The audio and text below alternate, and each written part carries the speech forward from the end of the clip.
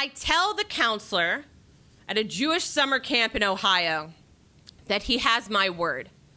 I will write a poem about Israel. Or rather, I will write a poem about why I can't write poems about Israel.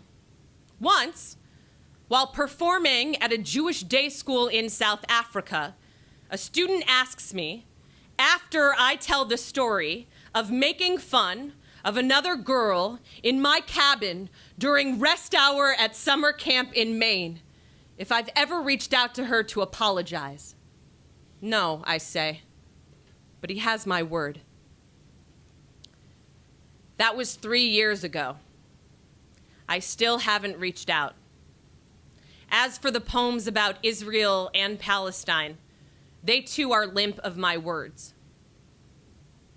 Does it tell you something about my politics now that I've added Palestine to the poem? Isn't that enough whereby I don't actually have to say what I want to say? Yom Kippur is 3 days from now, now being now when I write this poem. Isn't it the perfect time, now 14 years and 3 months later, to reach out to the girl from my cabin and apologize?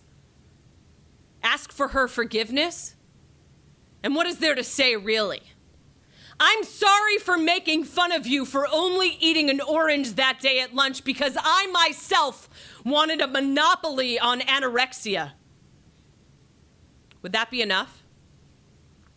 Does that in and of itself give you enough information about my feelings on anorexia and what it meant to be a 12-year-old girl trying to control my own brain? Can that be my poem about Israel? Do I still have to write one now? Now being 3 days before Yom Kippur because I promised the counselor in Ohio that he had my word. And I wouldn't want to lie, you see. I wouldn't want to lie to both the middle schooler in Johannesburg and the counselor in Ohio. I mean, I pride myself on being true to my word. I mean, my body. I mean, the land. And the thing about control and anorexia is the thing about trauma, inherited or not.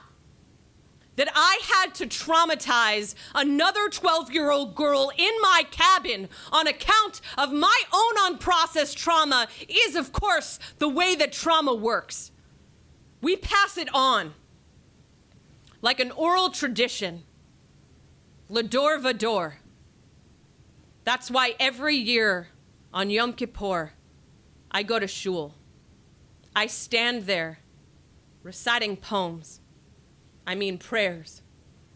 And I apologize for all my lies. Thank you.